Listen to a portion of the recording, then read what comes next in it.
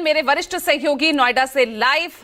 और सबसे पहले पल्लवी, मैं आपके पास आ रही हूं। और पल्लवी, क्योंकि आज तो प्रचार का शोर भी थम जाएगा, लेकिन तमाम दिग्गज आज नजर आ रहे हैं दिल्ली के चुनाव में। लेकिन इस अंतिम दौर में यह चुनाव कितना इंटरेस्टिंग लग रहा है? दिल्ली वाले क्या सोच रहे हैं इस चुनाव को लेकर? यहाँ कोई किसी पार्क में मैंने बिल्कुल, देखिए अगर हम ये बात करें इस चुनाव की, तो ये इस चुनाव में बहुत अलग तरीके की तस्वीर नजर आई। इतने सारे चुनाव हुए हैं जिसमें हम लोगों ने कवर भी किया है, लेकिन इस बार जो चुनाव में तस्वीरें दिखी, चाहे आरोप प्रत्यारोप के जरिए हो, घोषणाओं को लेकर हो, और जिस तरीके से अब चूंकि आज शाम में प्रचार 5 बजे खत्म हो जाएगा और मार पिटाई पे आ गई चीजें, तो जाहिर तौर पर ये अलग तस्वीर पेश कर रहा है जो एक तरीके से दिलचस्प है। और दिलचस्प कई मायनों में और भी है, क्योंकि देखिए आज जिस तरीके से आपने कहा कि अमित शाह भी जो है द्वारका में, बिजवासन में वहां करेंगे कैंपेन, साथ ही साथ door to door campaign Arvind Kejriwal, मतलब आज जो है लास्ट दिन है जब पूरी ताकत लगा देनी है। हालांकि इससे पहले भी कई तरीके से ताकत लगाई गई, लेकिन छोटे से संक्षेप में आपको बता दूं कि 70 विधानसभा में 2 ऐसे विधानसभा है, जनकपुरी और दिल्ली। दिल्ली में लगभग 23 उम्मीदवार हैं, तो जनकपुरी में 16 उम्मीदवार है, यानी ये 2 सीट काफी दिलचस्प रहने वाली है। साथ ही साथ आपको बता देती हूं कि लगभग 699 उम्मीदवार मैदान में उतरे हुए हैं। 2996 के आसपास में मतदान स्थल बनाए गए हैं और 13,700 के करीब में जो है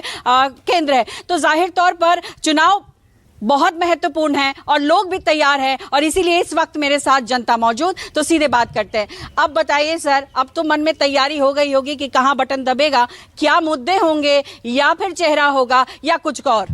नहीं, मुद्दे तो यही हैं कि जो सब्ज बाग दिखा के केजरीवाल 10-11 साल राज किया है, दिल्ली को नरक बना दिया उसने एकदम। कहीं भी आप निकल जाओ, किसी रोड पे निकल जाओ, कूड़े के ढेर।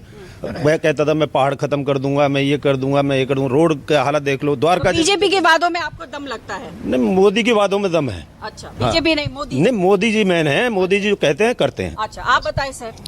जी, जब से केजरीवाल आया है दिल्ली का कोई डेवलपमेंट नहीं हुआ है, और उनका जो आप बता रहे हो, इससे बढ़िया जो श्रीमती शीला दीक्षित जो पहले थी कांग्रेस की, वो जो करके गई है, उसके बाद दिल्ली में कुछ नहीं हुआ। न द्वारका में हुआ, पूरा द्वारका गंदा पड़ा हुआ है, उसने कुछ नहीं किया। अच्छा। जो फ्री की रेवड़ी बांट रहा है, वो हम लोगों का इनकम टैक्स से जो पैसा जाता है उसको मिसयूज कर रहा है ये। सर आप बताइए, आज अंतिम दिन है, प्रचार प्रसार सब हो गया, आज थोड़ी बहुत जो ताकत बची होगी वो भी झोंक दी जाएगी। आप जनता हैं, जब ये प्रचार प्रसार देखते हैं तमाम पार्टियों के, और ये मार पिटाई तक आ जाती हैं चीजें, वो जनता देखकर क्या सोचती है?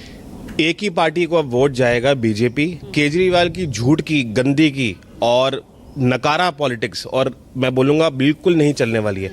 अब बीजेपी की सिर्फ गवर्नेंस चलेगी। बीजेपी की सवाल पूछ रही हूँ, उसका जवाब दीजिए। ये मारपीट तक जो आ जाती है राजनीति ना, उसको जनता कैसे देखती है?